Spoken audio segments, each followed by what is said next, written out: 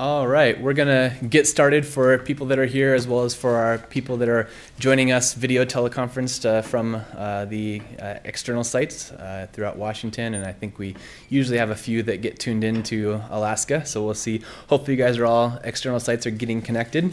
I'm David Eaton. I'm one of the nurse practitioners at the Autism Center, and I'm filling in for Jim Mancini, who is on a interesting kind of, what would we call it, exchange program.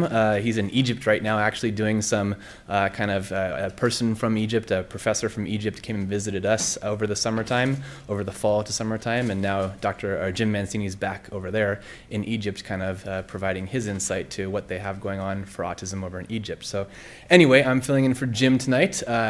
Just a quick reminder for all you here for the first time, or a reminder for those repeat people, if you have questions, feel free to ask. And if you are asking questions, no personal health information or private information, this gets posted onto YouTube, so just keep that in mind when you're asking questions. Without further ado, I'm going to introduce Dr. Eric Boelter. He's here this evening to talk about ABA, Applied Behavior Analysis in Disruptive Behavior. Pulling up my little bio on Dr. Boelter. So Dr. Boelter received his Ph.D. from University of Iowa and then continued his postdoctoral fellowship at Johns Hopkins University School of Medicine, as well as Kennedy Krieger Institute, two very prestigious areas over there on the East Coast. Following his fellowship, he remained as faculty at Kennedy Krieger until we pulled him away to Seattle Children's. And currently he's the Clinical Supervisor of the Biobehavioral Program at the Autism Center, and also a clinical assistant professor through the Department of Education at the UW. His research and clinical practice focuses, as you'll see tonight, on the use of applied behavioral analysis to assess and treat individuals with autism, as well as other developmental disabilities who engage specifically in severe disruptive behavior. So hopefully that applies to all of you to some degree, maybe to gain some information tonight. And without further ado, we'll welcome Dr. Boelter. Thank you. Thank you, David. And thanks to Jim, who stayed on me long enough to where I got in here to give this talk. I've been meaning to do this, so I'm glad I had an opportunity to come and speak tonight. So as David said, I'm going to go ahead and talk a little bit about the use of applied behavior analysis to assess and treat severe behavior. And just an overview here. I'm going to start by talking about just some basic principles of behavior that applied behavior analysis uses. And then I'm going to quickly go into the idea of behavioral function and how we use what's called the functional behavioral assessment process in our assessment. Then I will talk about how function then helps us develop treatment and how that leads to treatment. And then I'll finish up tonight with talking about just a review of our program, the Biobehavioral Program over at Seattle Children's Autism Center. And then there'll be time for some questions. And so a lot of what I talked about tonight in this part one, as I look at this, the 200 series, is the part one for the challenging behavior is I'm going to focus mostly on the assessment process and what that means. And ways that families can actually do some of that. And Dr. Nancy Rosenberg from the UW is going to be coming next month in March 17th, it looks like, to talk more about some practical treatment strategies once you have some of this initial assessment information. So that's kind of how we put those two together. Okay. So just to start us out here, talking a little bit about the science of behaviorism. The framework that we start from as behavior analysts is that all behavior is a function of an interaction between the environments and behavior. It's lawful, it's predictable, it can be brought under control, and there's various events, things that happen before a behavior, like antecedent events, and things that happen after a behavior, such as various types of consequences. Some of the basic principles that we use are things like rewards. A type of reward is something that occurs as a consequence after a behavior that increases the probability of that behavior occurring in the future. An example that we might have here is the child completes homework to earn access to video games. They complete it, they earn access to the video game that they like, and the next time the probability that they complete their homework goes up. There's also, on the other end, punishment procedures. These are consequences that occur after a behavior that decreases the future probability of that behavior occurring. An example I gave here is a child stops hitting their sibling during play because their parent puts them in timeout when that happens, and they want to avoid that, so they stop the behavior, so they stop hitting. So, we use these principles as behavior analysts, but what is the process here? So applied behavior analysis uses these specific types of procedures.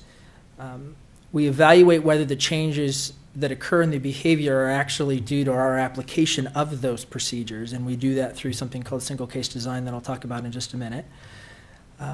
And we also want to use these types of procedures to change socially significant behavior in some meaningful type of way, something that really matters for individuals and families.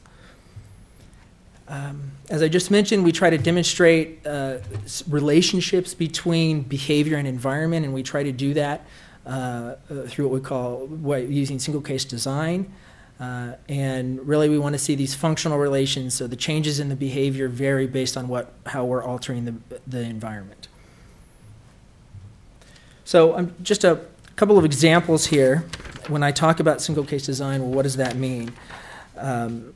And the top example would be an example of how we try to replicate a treatment effect. Really, it's all about replication when we're talking about single case design. So in that top panel there, you see kind of baseline behaviors, and then some treatment was in place, and then you go back to baseline, and then you go back to treatment, and you replicate your treatment effect in those two treatment conditions.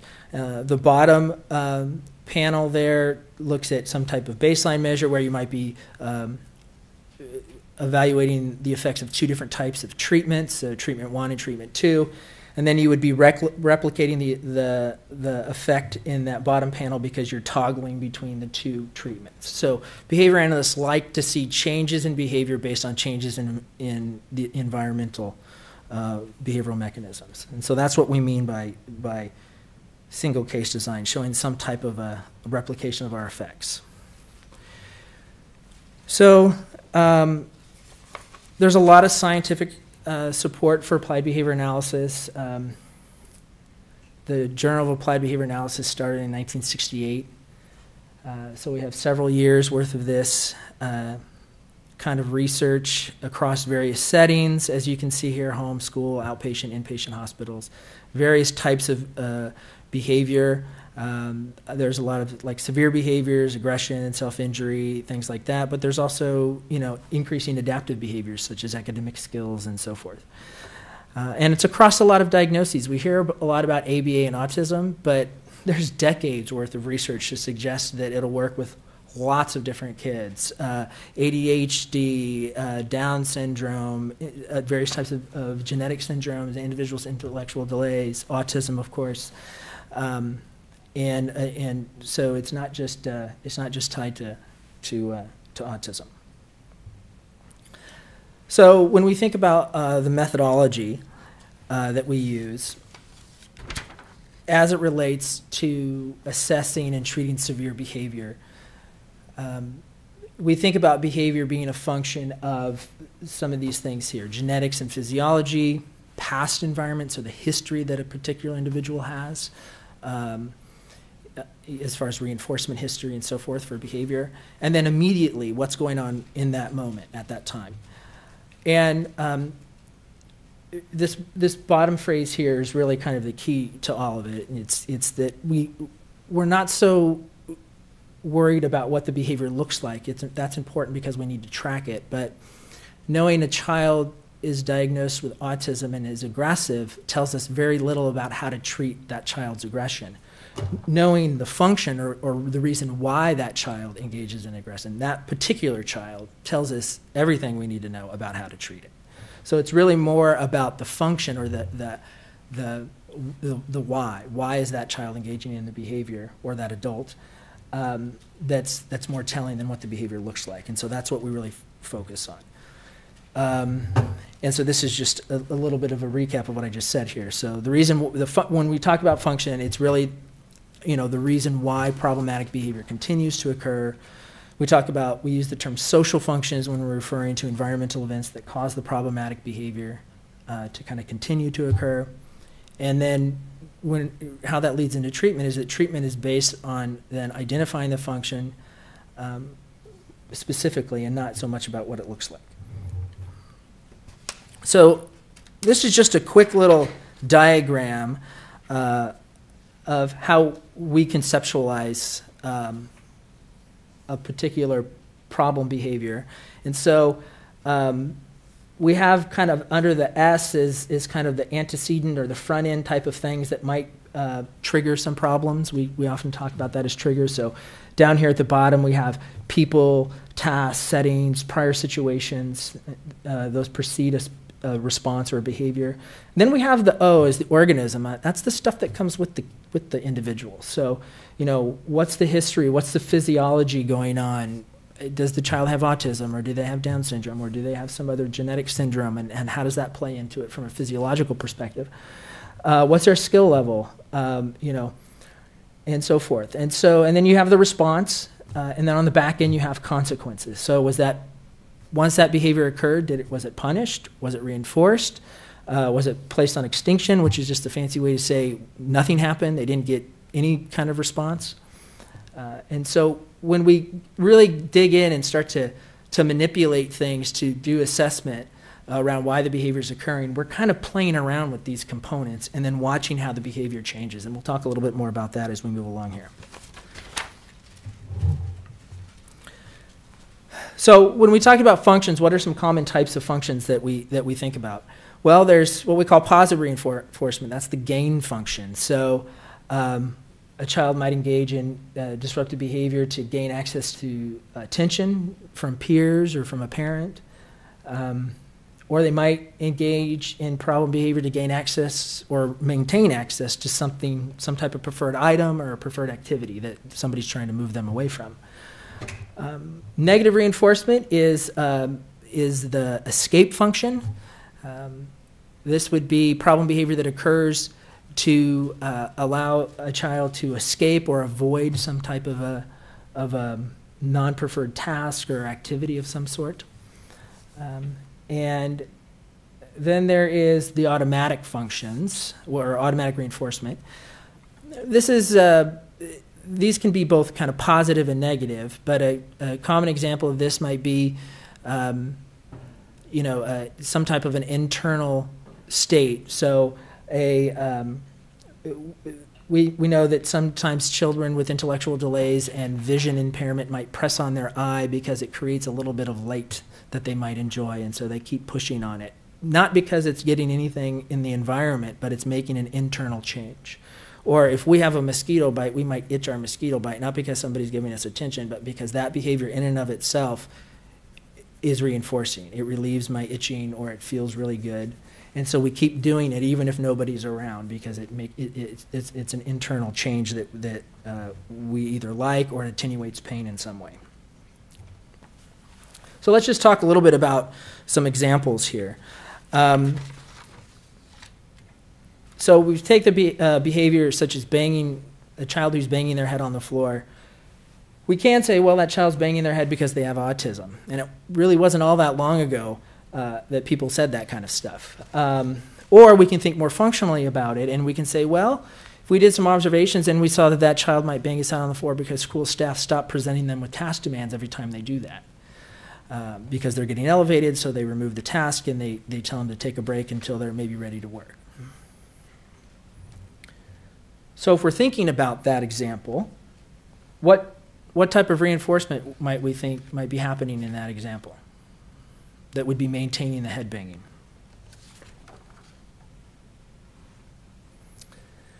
So possibly the escape function, negative reinforcement, escape from work.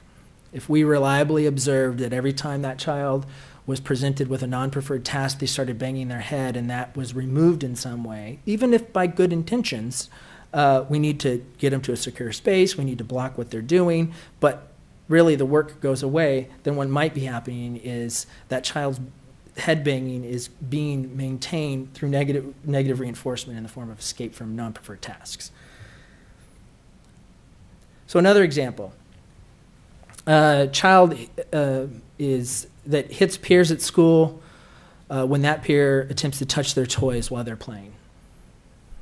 What will we think about for that form of reinforcement?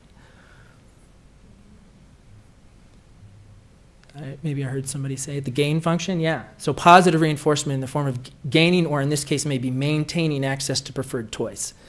That child wants to play with those toys.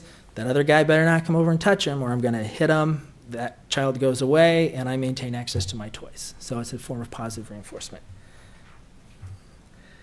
Another example here, a child screams at home most often when they're transitioned away from the TV, or when their mom attempts to have a conversation on the phone or with other people.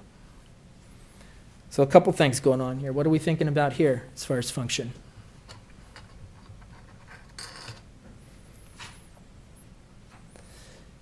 Maybe a couple kinds of gain function here. A couple of things going on. So the tricky part about this is I wish every kid I ever ran into only had one function for their disruptive behavior, but sometimes they don't, right? Sometimes they have multiple reasons. They use it for lots of things. And in this example, it might be that the child's using it to maintain access to a preferred item like TV, a preferred activity, but also using it when mom's attention is kind of diverted away to do other things and they want to maintain that attention, and so they're engaging in problem behavior.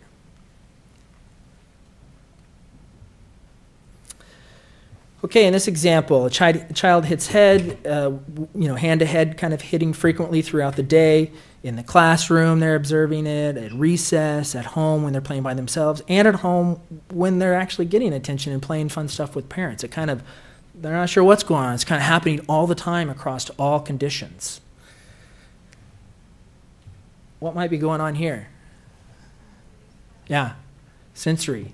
So we do see kids that have really relatively high frequency. A lot of cases it's self-injury, and it can look like that, where it's relatively high rate, and when you stop to really look and analyze why this might be happening, it's happening pretty steady at pretty high rates across almost all environments. And when that happens, you maybe have to start thinking about some type of sensory, or what we would call the automatic function.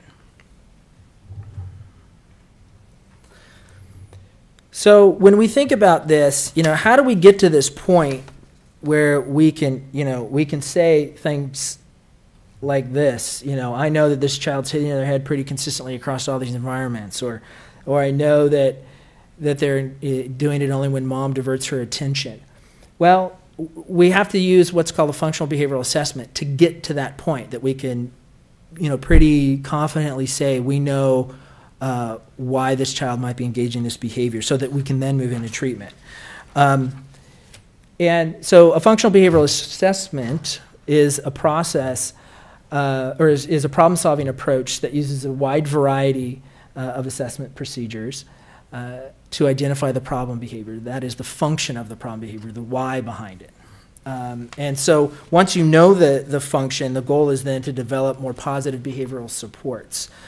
And I'll probably say this again, but I'll say it now. And the reality is once folks started doing a lot of thinking about disruptive behavior in the context of what's identifying the function, and started to develop procedures and processes for identifying function, people really started moving away from punishment-based procedures and much more towards reinforcing alternative types of behaviors that serve the same function as the disruptive behavior. So for a whole population of individuals, it really was helpful that we started using much, much more positive reinforcement-based procedures to treat their severe behavior rather than punishment. So how do you do this thing called a functional behavioral assessment? There's a couple of different ways, and I'm going to talk about those now. So there's indirect, there's direct procedures, and then there's the most intensive form of a functional behavioral assessment, which is called the functional analysis.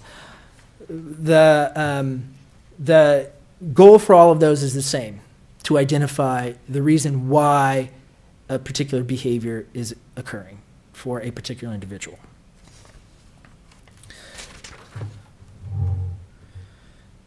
So some examples of indirect assessment procedures would be things like interviews with parents or teachers about the child's behavior, various types of questionnaires. Maybe some of you sitting in this room or in some of the satellites sites have done some of these.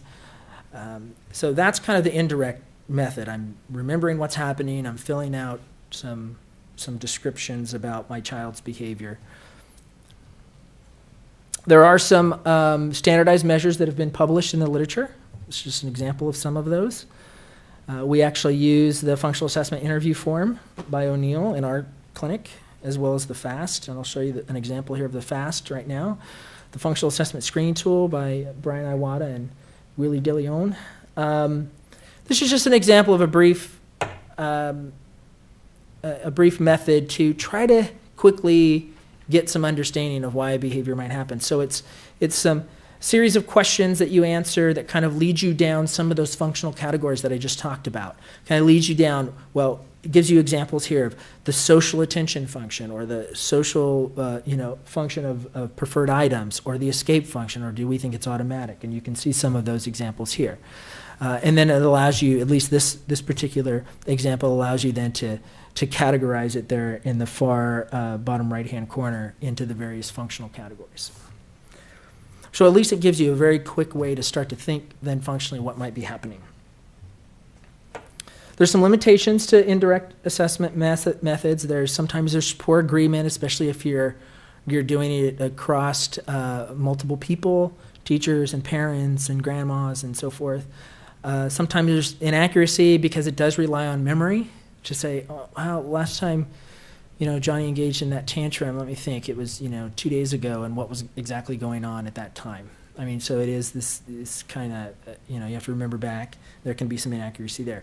But the reality is they're quick and they get you into starting to think kind of more functionally about some of the behaviors, like how might these behaviors be serving this child in the environment. So a few little suggestions here when you're using indirect assessments is, blend them with the direct assessments, at least some type of actual observation as well. Use multiple informants to try to get the biggest sample across environments of the child's behavior. And when should you only use indirect? Well, if for instance, if the behavior is very, very dangerous and you don't feel comfortable doing anything else, sometimes people disapprove of using different types of assessment measures and so forth. But I'll come back to this. But at the very least, when you're doing assessments like that, I would think that you would try to at least do some indirect and a little bit of just direct observation, just to kind of see what's happening in the natural environments. And so we'll talk a little bit about direct measures then. So direct measures are, a parent or teacher or some type of therapist observing the child in the classroom at home to gain information about the when and the why the child engages in disruptive behavior. So rather than trying to remember back, although that's a good starting spot to have some of the indirect measures to start with, the direct measures are like the person standing in the back of the classroom or the person trying to be in the home, just kind of observing how things unfold and observing some of the child's behavior under various conditions. And that can be really telling too, because what you do in those situations is what we call ABC data. So whoever's standing back there and parents that come through our program, we often will send them home with an ABC form to start to help us think about what's going on in their home, and they'll take data for us.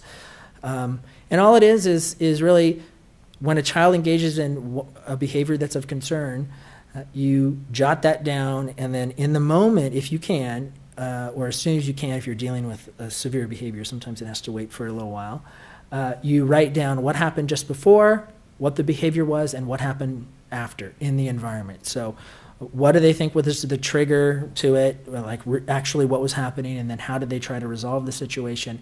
And then they bring that data in and it can be really helpful to start to think and start to develop hypotheses about what's going on and why might this behavior be occurring within some of those functional categories that we've talked about before. Oh, and I did put here too, you can run conditional probabilities if you want to get fancy about it and say, hey, how often, what's the probability of certain behavior occurring following a certain antecedent or a certain behavior occurring just prior to a certain type of consequence. So this is an example. This is actually kind of a forced choice example where you might have the antecedents here, the things that occur right before the behavior, and they're all numbered 1 through 10, and then at the bottom there you can see that you know, those numbers correspond to various things, like number 1 corresponds to academic demands being presented and so forth. And then you have a description of behavior, the frequency, and then when you see the behavior column there on the far right, you also have some forced choices, and then under consequences you have some numbers again that correspond to various types of codes at the bottom. But the forms that we often use in clinic are much simpler than this. It's literally a column that has antecedent or a column that has what the behavior is, and a column that has consequence, and it's kind of with just some lines, and you just kind of free text what you want in there. You just write. And so we can, when we do that, we get a couple things. One, we get the frequency, some like baseline data, like what's going on before we do anything. And then parents can just free text in, well, what happened just before that child hit me? What happened right after that? And then we get both of those, and we can start to develop hypotheses about what's going on when we don't have eyes sometimes in the home. So it can be more simple than this. So some limitations to direct measures. Sometimes they can actually be inaccurate when you compare them to more formal functional analyses data. Sometimes open time observations don't capture the useful information. This is the classic, you go out to a school to do an observation for an hour during a time that you think the behavior is going to occur, and the kid's great. You don't see it. So, and really when we think about these, the indirect and the direct measures are just correlational. They're not causal, they're just correlational. So we just have to keep that in mind. These events are just correlating together. But again, these two indirect and direct observation methods, in the way that we've just talked about them, can be very helpful to start to get you to think about function. And sometimes it's so clear when you see this that you can actually kind of go into some treatment. But for ones that aren't quite as clear, and we think that we need to do a little bit more intensive work, we can move on to a functional analysis. And so really think about the functional analysis as a way to test the hypotheses that you've just developed using the other two methods. So we certainly use interview data from parents, and they might go home and do some ABC data for us when we're thinking about some of these possible functional relations between problem behavior and the environment.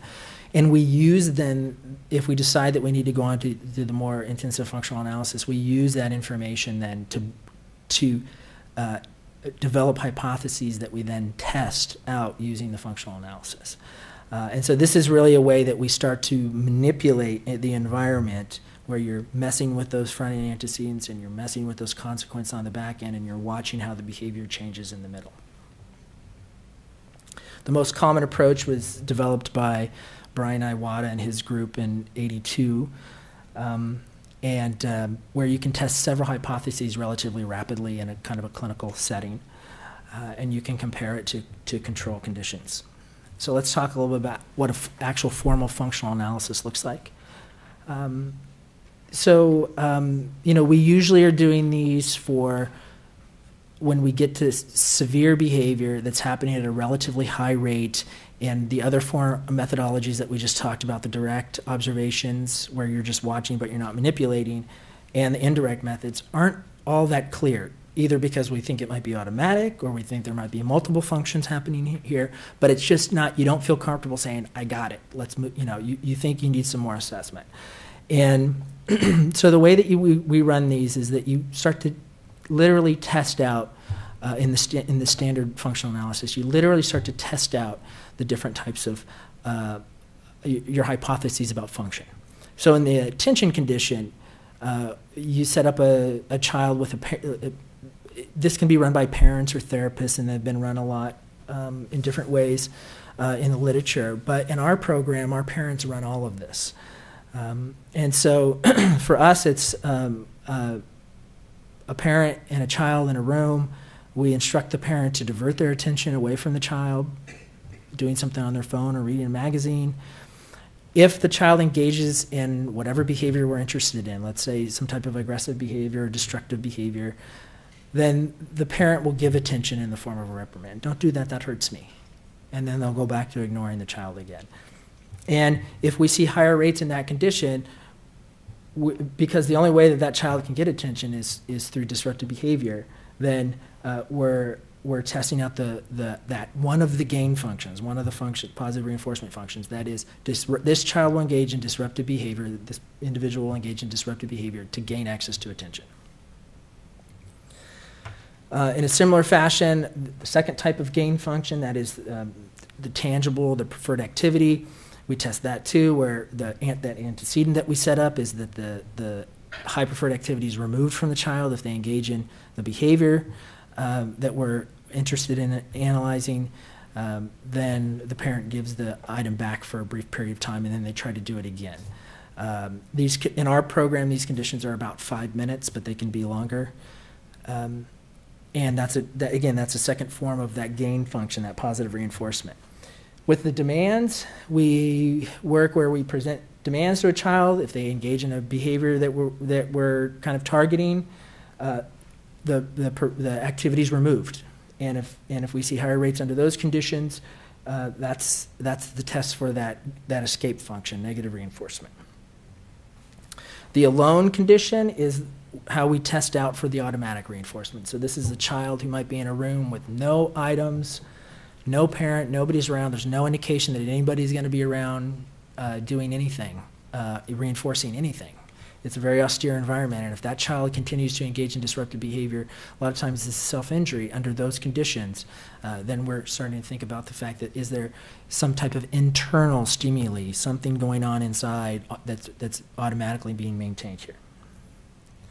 And then there's our control condition, and that's the toy play. So this is where everything's good for the individual. They have parent attention, they have fun stuff to play with, and there's no demands in place. And the idea here is that we shouldn't see a lot of problem behavior under this condition. And so what do we do with this data? How do we take data on this? And so what we do is we rapidly rotate this kind of standard. There's lots of permutations of this, but the standard functional analysis rotates through these conditions. These are like little probes that we're doing relatively quickly, kind of in this clinical setting, based on information that we got from interviews. And so we're trying to test out those hypotheses relatively quickly to see if we can kind of see what's happening. And so what you see here is this is just an example of a graph that we might create. And we have people taking live data in our clinic when they're observing the parent running these conditions. And this example here has aggressive behaviors per minute on that vertical axis there, the y-axis, and the sessions are there on the horizontal axis there, the x-axis. And what you can see is, well, what might we think about the function of this particular child's aggressive behavior? Why do we think they're doing it? Yeah, right. So every time that a parent tried to remove the toy from the child, got aggressive. Not so much when we tested out the other ones. So tolerated a lot of those other conditions. Relatively well, didn't see a lot of problems. But boy, don't take toys from them. So this would allow us to start to then think about, well, where do we want to start treatment? What condition? And again, this data shouldn't be totally alien to the parent too. So if the parent looks at that and is like, I don't know what you're talking about, that never happens at home, and I take toys from this kid all the time. Then we have to have a conversation with the parent about, well, what's going on here? Why would there be such a discrepancy? We typically don't see that, but it does need to match what the parent thinks is going on, or the teacher, or whoever's helping us here. So this would be fantastic if I got data that looked like this all the time, but that's not the case. So sometimes it looks like this. So before was what we would call very differentiated or very clear results. This is what we would call unclear or very undifferentiated results. So interestingly here, even during that alone condition, if you can see that, problem behavior, this is again rate per minute, problem behavior all over the place. All over the place. So what's at least one hypothesis that we might start thinking about here? Automatic. Doesn't matter what we're doing. Even in the alone condition, when we left that child by themselves with nothing around, really trying to strip away, on purpose, strip away the environment and just say a child by themselves with nothing else going on, if they sit there to continue the disruptive behavior, a lot of times this is self-injury. Is there something internally that's driving that it has nothing to do with the environment?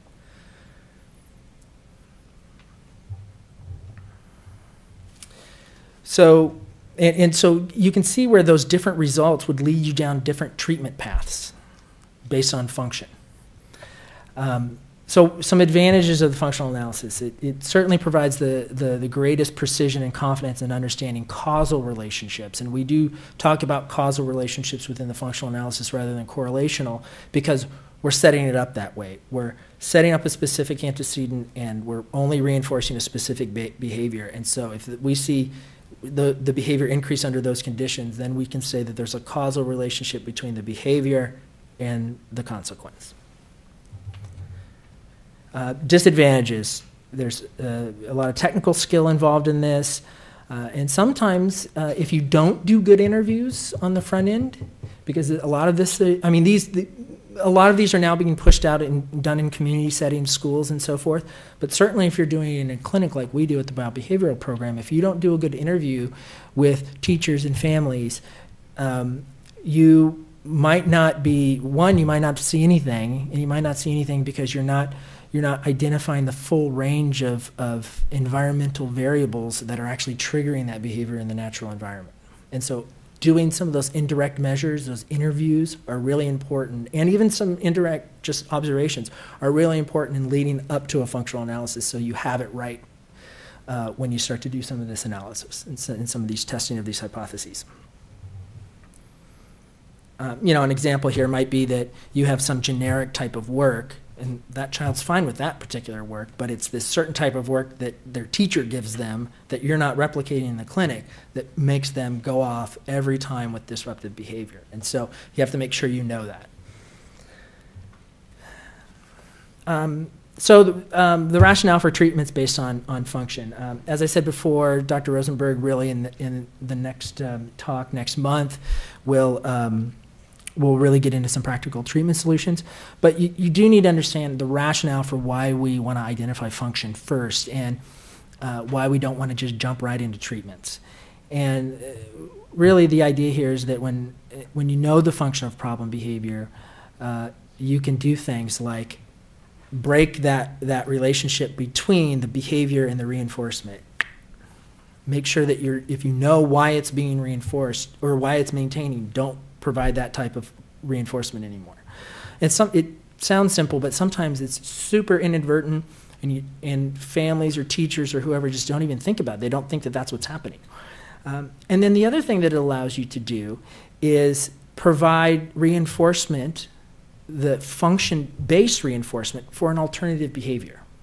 So if you're not reinforcing the disruptive behavior anymore, but you don't stop there, you actually are setting now up reinforcement for some alternative behavior. You can change the trajectory of that child's behavior. Instead of doing this that doesn't work anymore, just do this down here, and it gets you the same thing that the problem behavior used to get you. And that's a super powerful type of procedure. And remember, this stuff is just a tool. And this is why I got into this in the first place, because when I saw this done correctly with kids that nobody else knew what to do with, it was incredibly powerful and really changed the lives of the child and the family when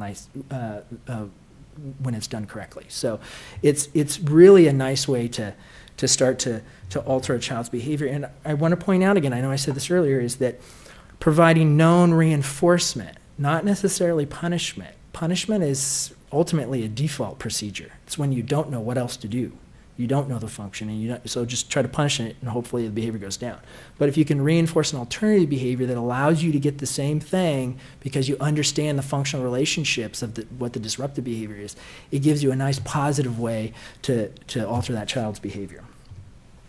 This is just an example of all the different things that we can do once we kind of know what those functional relationships are. Again, Dr. Rosenberg will talk more in depth about some practical things that can be done at home, but you've got all these different types of reinforcement procedures for the different types of escape, tangible, and attention functions. You can still use something like a timeout at times in compilation with reinforcement procedures if you need to go there.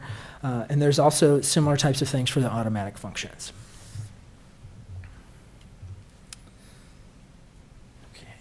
So here's just another little example here. 16-year-old boy, autism, is nonverbal, engages in aggressive behavior at school, and often hits the teachers.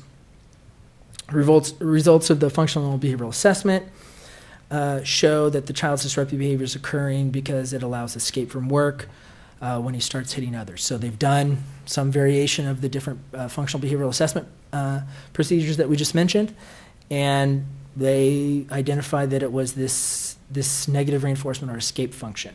Well, what do you do? What's a function-based treatment? Well, one is what we call functional communication training. So you might be able to teach that child, rather than hitting, to, for instance, touch a break card to get a work break. And when you start something like that, they get a break immediately. The goal isn't necessarily to get that child to work. The goal is to get them to start to use a function-based communication that's more appropriate than hitting. And then over time, if that child is using it excessively, and I get this question a lot when I talk about functional communication, teachers and others might say, well, if we do that, he's just going to touch it all the time, and then they're never going to get any work done. Exactly. But that's your first step. Your first step is to get rid of the disruptive behavior and build a new behavioral history. And it's not when work's presented, I hit you and I get out of work. It's work's presented, I see that break card, I touch it, and then I get out of work. And then I see it again, and I touch it, and I get out of work. And then once you get some momentum going in the right direction, kind of this behavioral momentum through that reinforcement process of using a communicative response to get out of the work, then you can start to fade in work later. And that child will tolerate it more because you've got this new history going in the right direction. And then you can start to say, there's various ways to fade it in, but one way is great job, now just do one, and then you get a break. But now you've got a little history. If you try that right away and you try to get them to do a little bit of work by touching it, they're just going to go back to what they know, which is I can hit you and just get out right away. Why would I do work? So you have to it's a process. And so a lot of times when I'm talking to parents and teachers and so forth, explaining that this is just the starting point. It's not where that child's going to end in a year from now, the treatment that we develop now. It's a process of getting them there in this kind of way of shaping behavior. So that's just one example of how we might use a function-based treatment. So just talking a little bit about functional behavioral assessment in individuals with autism, functions of problem behavior related to specific behaviors associated with autism. There is some research that has come out in the last several years where they're looking at things like, this would be an example of where you really have to pay attention to that organism variable that we looked at before. Because kids with autism and kids in various different kinds of categories, diagnostic categories, they come with some real biology that's kind of there. One thing we know about kids on the spectrum is some of them can have pretty rigid behavior and engage in repetitive behaviors. And so you could look at, kind of within the context of function-based assessment and treatment, things like escaping demands that might interrupt some type of repetitive behavior, or escaping certain types of sensory stimulation. So noises, forms of attention, that's kind of a special escape function. But I've worked with lots of kids that they go into a noisy or hectic environment. Sometimes it's even the waiting room of the autism center.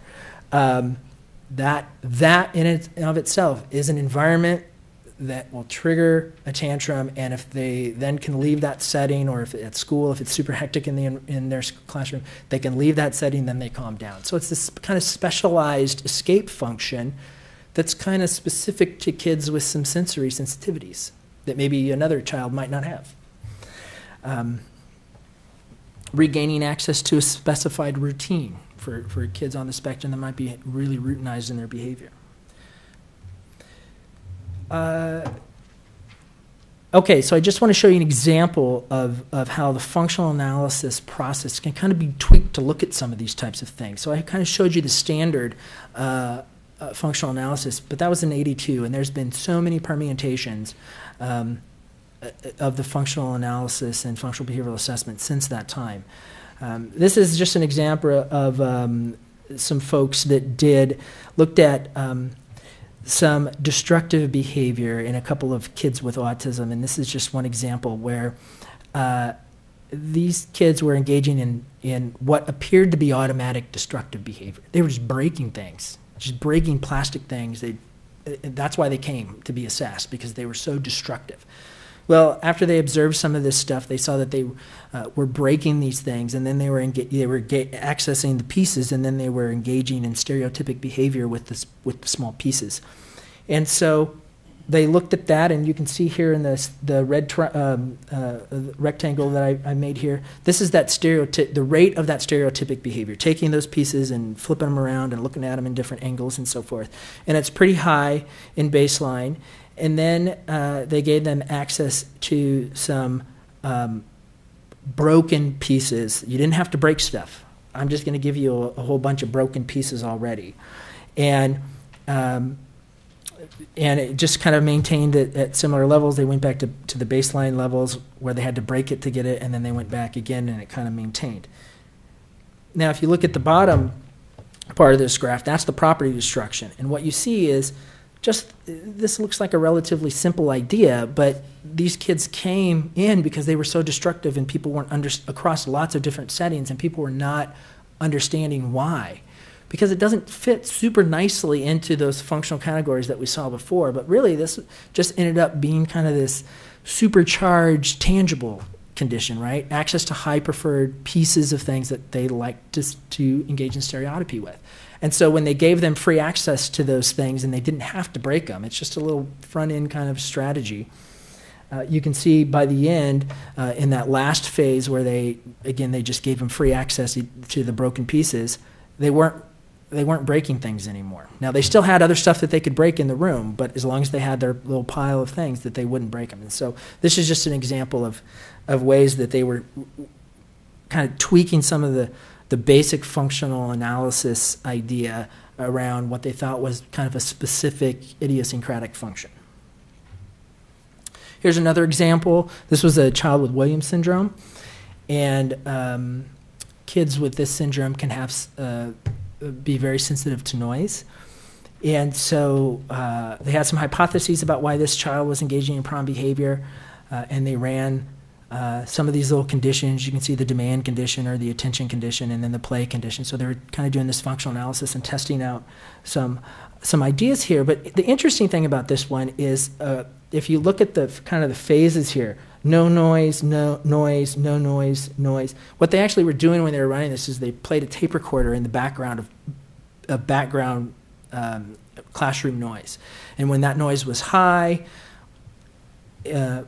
what you saw, when there was no noise, you didn't see any problem behavior. But when the background noise of a hectic classroom was there, you only saw disruptive behavior occur under one condition, and that's when task demands were presented. So it wasn't just across the board, and you can see that here replicated in the yellow or in the red circles.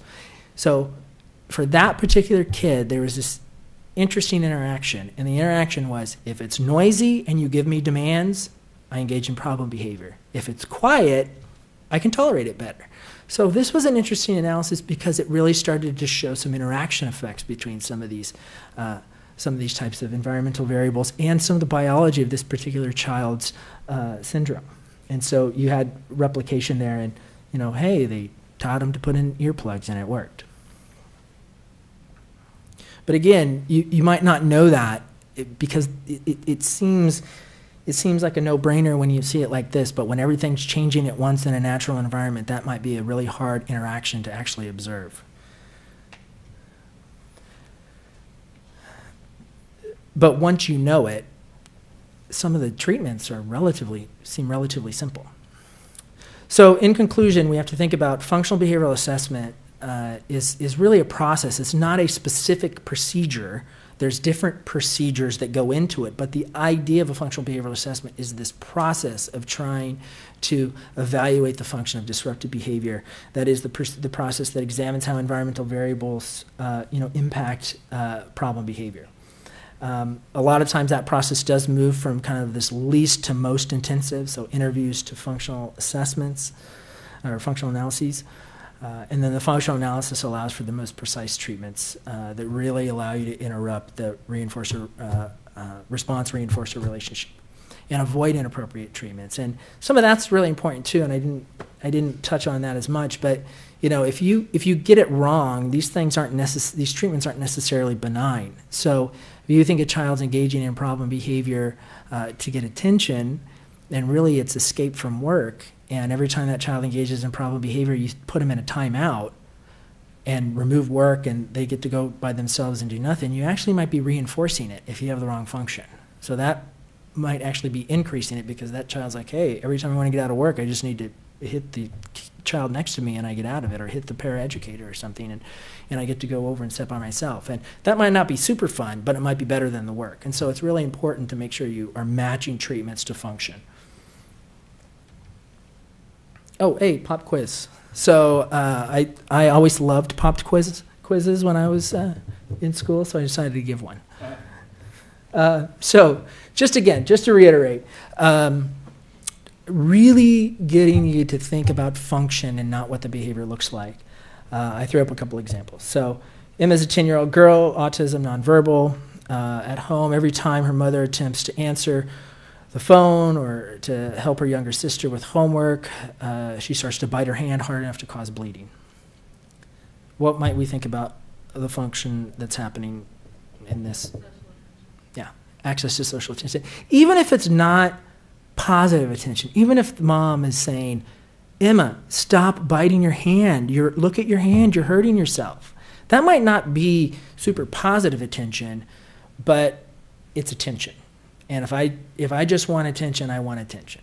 And so sometimes kids can learn to get even attention if it's not great attention, especially if, everybody gets busy. I have 2 children of my own. I'm guilty of this myself. You get busy, and when your kids are good, what do? Whew, let me go get some other stuff done. And so really sometimes what we do is we teach our kids that if you're really good, you're going to get ignored for long periods of time because I got other stuff to do. But if you start hitting your sister or biting your hand, then I'm going to come over, I'm going to talk to you. And none of us think about that, and I'm guilty of that myself with my own kids. And boy, they take full advantage of that sometimes. So it's a slippery slope sometimes, and so that might be what's happening here. So in the next one, Tommy's a 6-year-old boy with developmental delay, nonverbal. At school, he hits his teacher when they try and get him to complete schoolwork. He loves play at recess, and he also hits every time they try to bring him back into the classroom. So what do we think is happening here? Yeah. What else might be happening? I like recess. Yeah. I really enjoy those swings, and when you move me away from those, that's a problem. So we have to remember, too, that it's rare, actually, to get a child who's engaging in problem behavior for a single reason. Sometimes you get it, but a lot of times, if it works, they try it for other things, too. What were your answer to that one again? Escaping non-preferred activities, and maybe trying to maintain access to some of the play activities at recess. But you can see if you do some assessment here, and then you've got these hypotheses now in your head, even if you didn't do the functional analysis, even if you just did some observations, you did some good ABC data and some interviewing, or if it's your own kid, just thinking about it yourself. And when parents often will come back when I have them do the ABC data, and they're like, I'm kind of thinking about this differently now. So just sometimes the process of taking the data really kind of makes you look at what's going on differently. And then you're like, I didn't notice that before, but now I kind of see what's happening.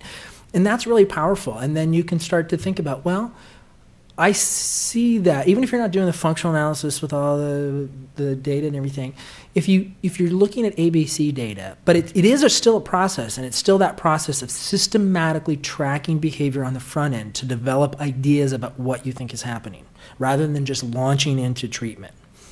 But if you take some of this type of ABC data over a couple of weeks, and you get together and other people, if you're with your spouse or with a teacher or something, and everybody's kind of on the same page, like, yeah, we really think maybe it's this escape or maybe it's access to attention. Then trying some function-based treatments, and you can kind of do this response to treatment. And then you say, we have some data.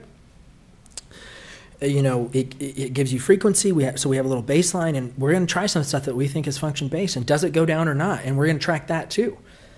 And if it doesn't go down, then it wasn't, either it's not an effective treatment or you missed the function. But if it does go down, then you got it. So it can be more simple, and families can do this stuff. So just a couple of tips here. Behavior intervention plans within the context of individualized education plans. Just some things to look for, to be savvy about it when you go into IEP meetings, and they're specifically when schools are developing behavior intervention plans, is, IEPs, they need to have academic skills and goals that are tied to academic assessment. So every 3 years you get reassessed. So there should really be data to show that your child is engaging in academic or some type of academic skill that's at their level, based on some of that testing. It's not super low or it's not way above them, because clearly we all would know that if you get a kid who might be engaging in escape maintain behavior, one of the first things you say is, well, what's the tasks that are being asked of that child? Can they do it? Do they have, so you do need some assessment on that end too, just from an academic and skill-based perspective. When you're getting into the disruptive behavior, a behavioral intervention plan should be based on the results of some type of functional behavioral assessment. That's law. A lot of times what I see in schools is some type of indirect interview that a teacher or somebody fills out. Ideally, those would be indirect interview, and at least some type of objective observation. Not necessarily a functional analysis where you're manipulating the environment, but at least where you're doing some ABC data. Somebody's in that classroom doing ABC data. And that kind of matches up with what folks are saying is occurring. And then once you have that data, it needs to drive the intervention. And sometimes I see a disconnect there. Like a functional behavioral assessment was done, and then I read the treatment components, and it's just like a template that has nothing to do with the data that they just gathered, even though the data seemed almost it seemed good, like, hey, they have some real hypotheses here about what's happening, but I don't see that reflected actually in the treatment components. And so the treatment, when you're thinking about it, if that child, for instance, has escape maintain behavior, then the treatment plan specifically should have components that are addressing how they're going to increase compliance. And how they're going to use things like reinforcement, or they're going to alter the work or whatever. Or if they think it's attention, how is a treatment plan going to address the attention? Are they going to teach that child functional communication, to touch a card, to ask for teacher or peer attention? How are they going to address it? So it really needs to be tied functionally to what the data suggests. And then, data should be taken on once that intervention's in place. Is it doing what you think if it's supposed to decrease problem behavior, is it or is it not? And then it's kind of this response to treatment. And if it's not, I always tell families, behavior doesn't lie, it occurs. So if it's our job to try to figure out how to alter it, but if it's still occurring, it's still occurring. It's something isn't right, so we have to alter it. We don't just keep kind of doing the same thing over. We have to make some database decisions about why we think that might not be occurring. And so those are just some hints as you think about working with IEP teams and so forth. Okay, I have till 8:30, right? Okay, great. So now I want to, before I actually move into this, does anybody in the audience have any questions? Yeah. With the graphs that you showed, are those for each specific behavior, or those like disruptive behaviors in general? Like, is it, breaking pencils versus climbing on a table Yeah, so that, Two separate graphs, right? oh, yeah. So the question was, in the graphs that we looked at earlier, what behaviors were we looking at? Was it behaviors coupled together, like is destructive behavior, swiping things off a desk and breaking a pencil and throwing things across the room, or is it separated? And that question goes to how we define behaviors, and that is a very important first step when you're starting to analyze things. And in the graphs that I showed, it was labeled on the side, like for that one child, it was just aggression. Now, what is aggression? It's defined. Aggression might be, and we do this in our program too, we'll usually define it in a category. Like aggression might be hitting, kicking, biting. Destructive behavior might be swiping things off the table, throwing a pencil, not at somebody, because we'd call that aggression, but if they just throw it, that, breaking items, breaking toys or whatever. Self-injury could be a bunch of things too. I hit my head with my hand, I bite myself, I bang my head on the table. It depends. The reality is it depends on how much you have to break those things apart. Like, do I need to take self-injury and break it into 5 different types of self-injury? And the depends here is, do I think that those things, based on interview, based on some of the just observations, do I think those things are occurring for the same functional reason or not? And it's when you really get really technical with with kids that might be engaging, like self-injury is a good example. I've worked with kids that have a wide array of self-injury that they'll use. Many, many, many different types of self-injury.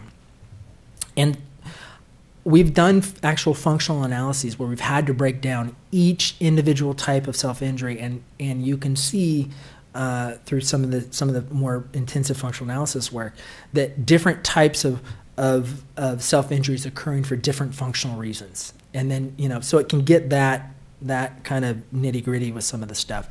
And so what I would suggest is that if you're starting to even just do some of the interview and some of the observations, is that you have to start with a good definition. And anybody helping you in doing this, you have to be on the same page. So when we say destructive behavior, what are we saying? Is that really what we're looking at for this child? Is that really the behavior, or is it really aggression? What is that when we're calling it aggression? And you get, if you don't get it right the first time, we often will do things where we aggregate the data too much at first, and we're like, oh, let's put it all in one lump. Like aggression has 5 different types of aggression. And then we start to run some analyses, or we might have the parent start to take some data at home, and then we're like, ooh, let's stop and break that apart now, because I actually want to see that. So the model's flexible too in that way. So it really, the answer is it depends. It depends on whether you think it's all occurring for the same reason or not.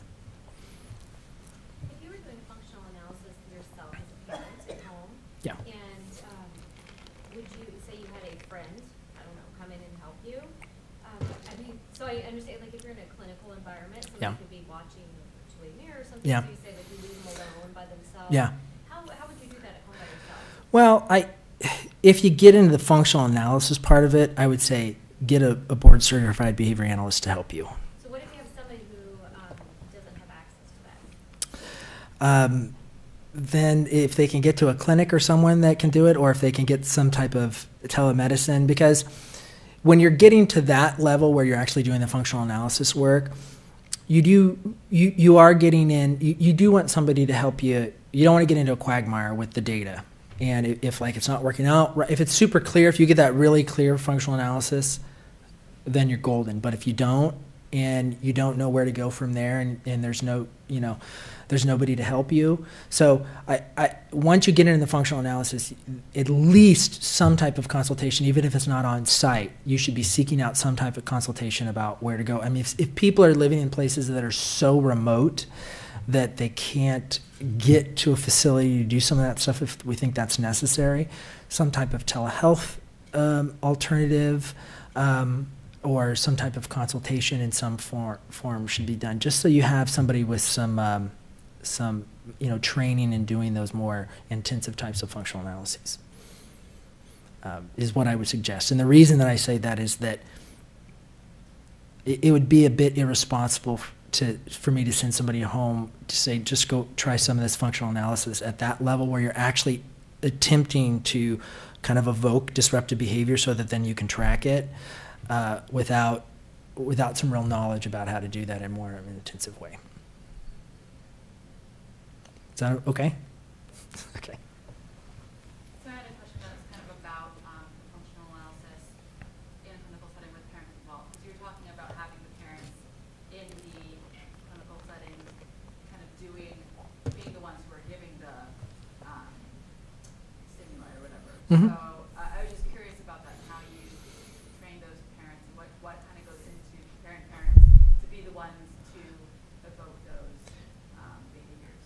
Yeah, so Rather than encourage. yeah, just to repeat that question. How do we prep parents for conducting functional analyses?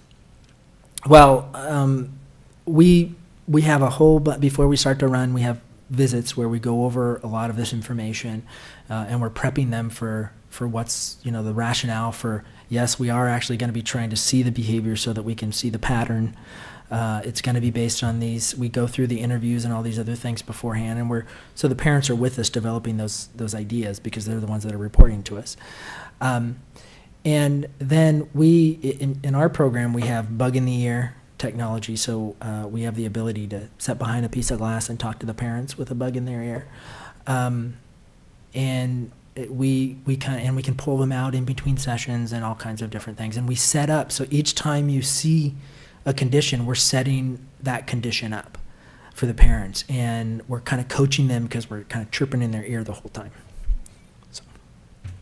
So there's a lot of kind of leading back to the previous question when we talk about, how would we do a functional analysis at home? When parents are running those functional analyses, there's a whole bunch of guidance because, we're really trying to make sure that they're keeping everything, the way that, because we're scripting them, right? We are scripting them on purpose, and we're kind of taking the environment and deconstructing it in a way so that we can test these hypotheses individually.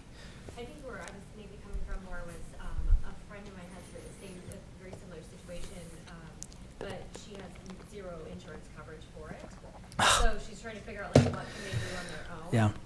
And so it's just sort of a. Again, I think that I would do, yeah. So again, the question was, well, in this particular setting or this particular incident, there's a family that insurance unfortunately doesn't cover any ABA. It sounds like, and the parents are left. What do I do? So what do I do here?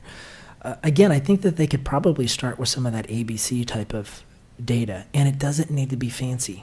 It just needs to be the thought process, and it is, I'm going to start to really intentionally look at my kid's behavior. I'm going to, as we talked about earlier, we're going to make sure that we define it. So whatever the behavior is that's of concern for mom is the same for dad or for grandma. So you want to define it. It can't be, well, if it's something like, well, I want to stop his tantrums. Well, what's a tantrum?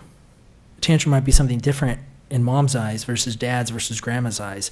So you don't want to define it that way. You want to say, I want to stop his biting of people. He's biting people. He's biting grandma. He's biting me. We want to stop the biting. And he also, during those times, flops to the ground and screams. We want to stop that when it's occasioned by biting. And so you want to get down to that so that everybody that's taking that data is taking the same data. Because otherwise it can get murky, and it's, make sure everybody's on the same page, so defining it. And then just going about, it's occurring in the environment already, so all you're going to do now is pay attention to what you think is triggering it, those antecedents on the front end, and what are those consequences on the back end.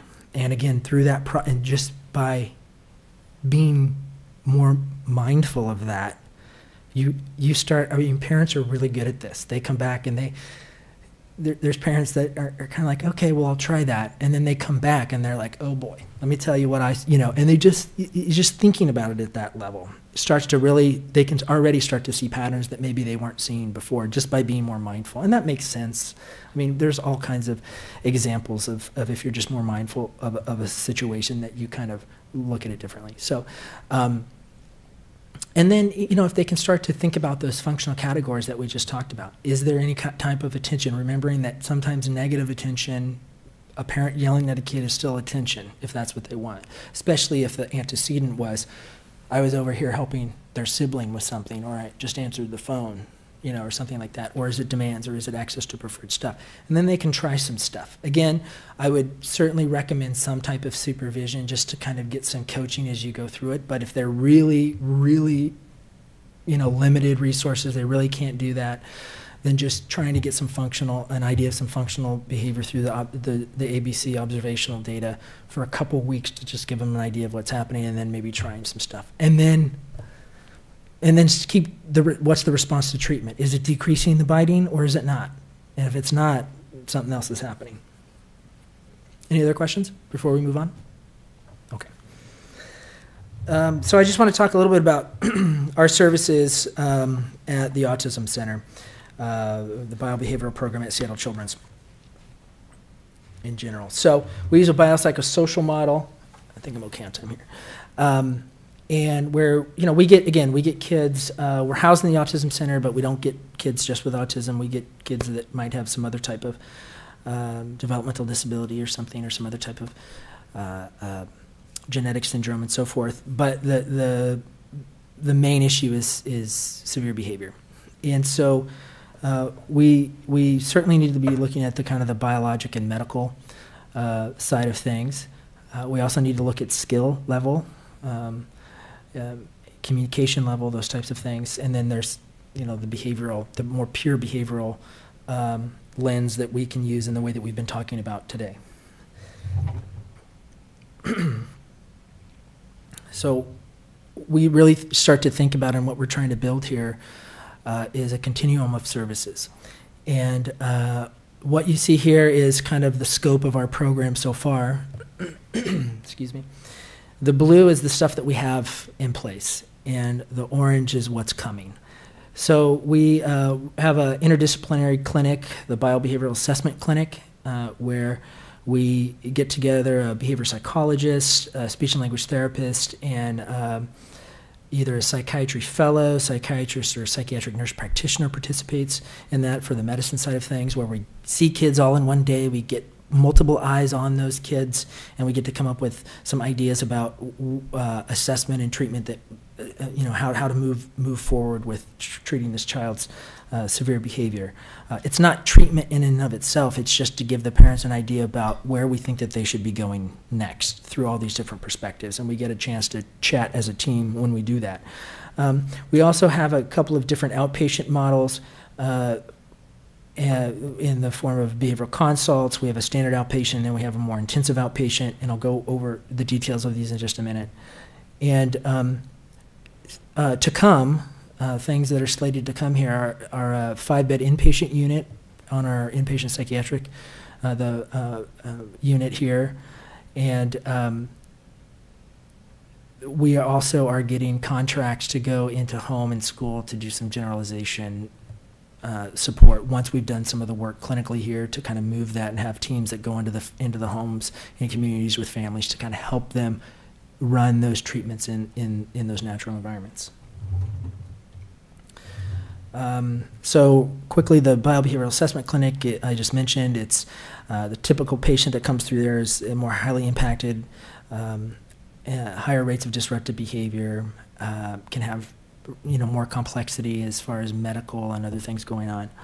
It's a single day clinic. Everybody sees the child in the morning. They kind of rotate through all the different disciplines. Then we get together at noon, and we get to chat about what's going on, and then we do feedbacks in the afternoons. And this is just a nice team approach for severe behavior, where we get a lot of people looking at these kids.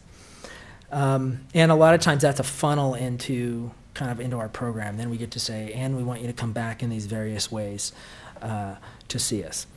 The behavior consult track is a briefer track, 13 visits. These are kids that might have either lower rate problem behavior, less impacted, behavior might not be quite as severe. And the goal here is to really conduct some functional behavioral assessment, kind of in the more indirect way. So interviews, unstructured observations, a lot of ABC data. We have parents do a lot of that for us in this track. And then we help the families take that information, develop function-based treatments based on the hypotheses that have been developed, and then we help them troubleshoot the plan. And so this, the previous questions about, well, if I can't get ABA therapy in the home, how can we do it is there any other kind of options? And this is where that consult model comes to, where nobody's going into the home, but the parents at least have a sounding board to kind of say, hey, we tried this, and it looked like this, and then we kind of help them troubleshoot it as we move through things. So. Our standard outpatient is a bit more intensive. Again, higher rates of problem behavior. Kids are more impacted in various ways. 23 visits, we see them once a week.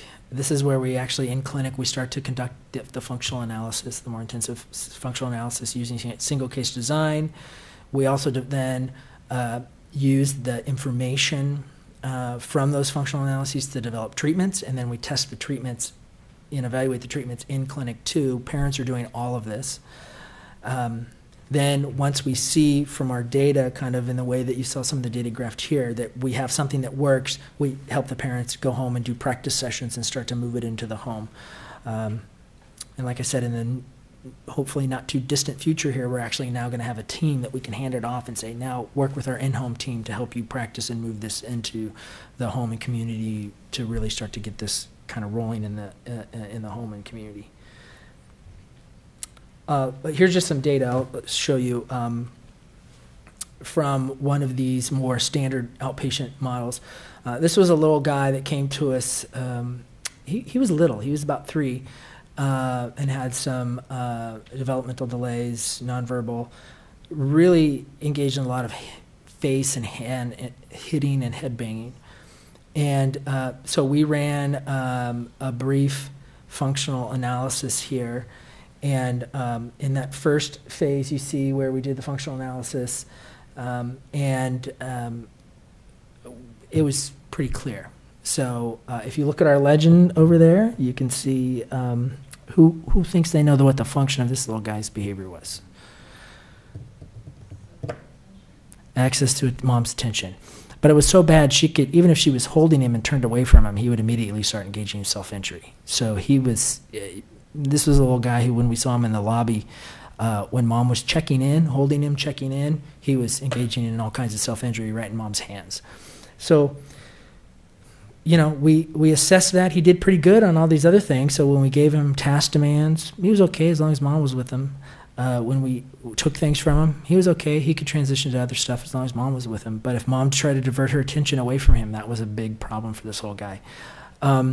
You can see that we do, I stopped, these are only 5-minute sessions. I stopped after 3 minutes because it was clear on that one, and I didn't need to see any more self-injury. So what do we teach them to do in that second phase? FCT is functional communication training. We taught them to touch a card. It was actually an iPad with a picture of mom's face on it. And you can see there that in that little data path that says MANS is just a fancy way to say requests every time he touched it. So what did he do? Problem behavior went to 0, and he started to touch the picture of mom. And mom gave attention right away. And then we wanted to make sure it was what we did, so we reversed back to our baseline, and we got a little bit of problem behavior, but not as high as before. And then we went back and put our treatment back in, and sure enough, problem behavior dropped right out, and he started to request again. And then in that final session, we started to teach him to wait a little bit, and we started to introduce a timer. Great job asking, now you just need to wait. So then we start to teach delay to what you want specifically as a skill. But we wouldn't have got there if we tried that right away. So we only got there once we taught him and started to develop that new history. So that was done in like that 23 block. Now this wasn't the whole story, right? This is, you have to remember that all of these treatments, this is just the start. This is just a way to get us, these are brief, we see these families relatively briefly, but it's a way for us to get in, look at them from a functional perspective, set up some functional-based treatments, start to get the ball rolling. But really it's the families and any supporting professionals out in the community that are going to keep these things going in the long run. And that's the kind of the work in the trenches that needs to be doing. But if we can do some of this analysis to make sure that we can take away the doubt from families about, am I doing the right thing, or should I be doing something over here? If we can say, this is it, we got it, we show that this is the function, just stay with it. Because I wish behavior change was this nice linear line, like, oh, you do a treatment and something works great, but it's all over the place and it can be sloppy and different things can happen. But you need to take data and look at trends over time to make sure it's still going in the right direction. And that's some of that guidance I think that's so valuable over time, is to make sure you look at trends. And that, ultimately that's why we take data, because if something goes horribly wrong and then you come to see me and I say, how's it going? You're going to say the treatment doesn't work. But if that day, the next day was great, and I saw you on that day, you'd say, oh, things look pretty good, because we all get lost in the day-to-day. Everybody does. That's why we take data, because it's the trends that matter over time. And sometimes you don't see those on a day-to-day basis. Intensive outpatient. This is where we try to do the same thing that you just saw here, where we're doing more functional analysis work and treatment evaluation. We just try to squish it down, and we do it in 10 days, 2 hours a day, Monday through Friday, and we try to get through it all as fast as we can, because 23 weeks is a long time. So we try to do it more intensively. Same idea. I'm not going to go over this in detail, but this is just an example of what we did with one little guy where it got kind of tricky with our analyses. And so you can see here we're doing all kinds of stuff. The end result here, though, is that we thought this young man was engaging in some automatic self-injury, and it turned out not to be automatic. It turned out to be mostly escape. So we differentiated some of that through that. Some inpatient stuff. Here's the general specs on the inpatient unit that we're hoping that there'll be longer admissions for pretty intense kids, where we're just doing a lot of this on an inpatient unit with more support. The example of one kid that we did go over and run on the inpatient unit with, this was a couple years back, 12-year-old girl, minimally verbal, autism, had some really severe self-injury. This was, as we mentioned before, this was a young lady who had a lot of different types of self-injury, so tried to hurt herself in a lot of different ways. She'd had a couple previous admissions to inpatient units. When we saw her, they were adding more and more protective equipment just to keep her safe. She had a helmet with a face shield. She had rigid arm splints. She had padded gloves because she'd bang her hand. She had padded shin guards because she was kicking herself in the shins and so forth. And so, again, I'm not going to go over this in detail, but we ran in the top panel there. You can see we did a whole bunch of functional analysis work around self-injury. She was someone who also wanted to hold people's hands all the time, so we had to do a couple of permutations and manipulations of the functional analysis. The end result actually was, at the end of the standard functional analysis, it really looked like it was an automatic behavior, until what we did in the bottom panel is looked at within each session analysis, and we saw that the behavior was going down across some of these alone conditions, or these ignore conditions, that where you would look at the automatic function, the behavior was decreasing over time. And if it was automatic, it shouldn't be doing that. It should kind of stay steady. And so what we identified really was a interesting function of, she wanted to hold your hands all the time. And it was like the supercharged tangible situation. And so what did we do with that? Well, we taught her to ask for that, and and we'll give it to you right away. And so in the green data path here, that's the level of self-injury. The blue is the requests. She had some verbal ability, so we just taught her to say, hold your hands, please.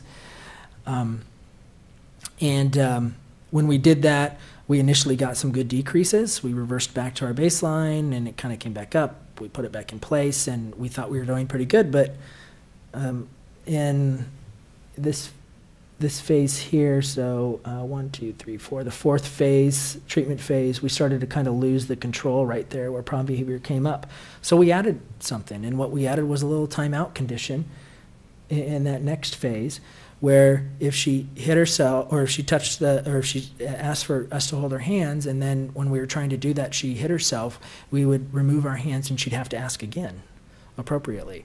And when we started to do that, we got it to decrease, and then in the latter half there, you can see that we brought in mom and dad. This was on an inpatient unit, so we were actually running it. But then we brought in parents, and they started to run it. And then the very last little data point there is when they came back to see us in outpatient a couple weeks later. Now again, this was just the start. This was not the end result, and everybody went on. She still had struggles, but what we were able to do is work with an in-home team. And, you know, she had very severe self-injury. This was a very severe case. And we handed those graphs over to board-certified behavior analysts that were running the in-home program. And we said, here's the function. It's not actually automatic. It's this hand-holding. And then we helped them develop some strategies that they worked with the family for a long time to kind of start to thin out how long she would hold your hands and what would she do when she wasn't holding your hands. Before it was just hitting herself. But what else was she doing? But this was the first way to start to tease apart actually what was happening. So, common obstacles for parents. Okay, man, this is a big slide. I forgot about this one. We want to look at ABA school or ABA programs that they request a functional analysis be completed. When a behavior intervention plan is developed, so some type of functional assessment, really that should say functional behavioral assessment. IEP and program goals should be developed that target decreasing problem behavior. And again, that goes back to sometimes we don't see that. There's a kid with an IEP that has severe behavior and there's no behavior plan in place. And so we want to make sure that those get in places. And teaching functional replacement behavior, again, hypotheses the treatment should match the hypothesized function. These are just some general comments. So remembering that the use of restraint seclusion, there's a mandate now that you can't use that except for emergency situations, and so this is just things to be mindful of. You know, you can use it in like an immediate danger to self or others type of situations. Getting assistance, just some information up here about how to get assistance with if some of the things that we're saying you don't see schools doing, or you as parents are having some problems with school teams. There's some information here for how to, at least within the state of Washington, for special educational ombudsman and so forth.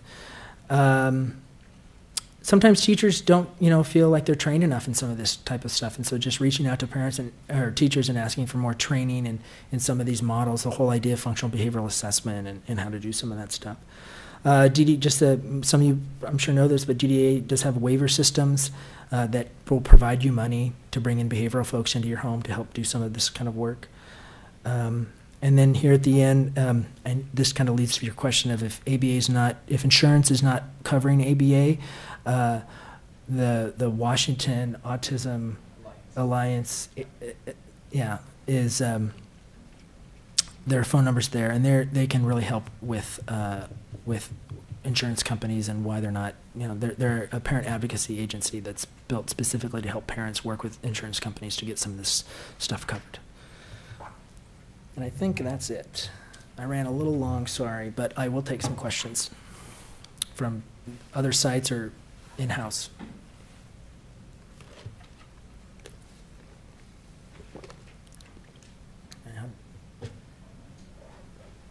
Okay. Excellent. Thank you very much. Thanks, everybody.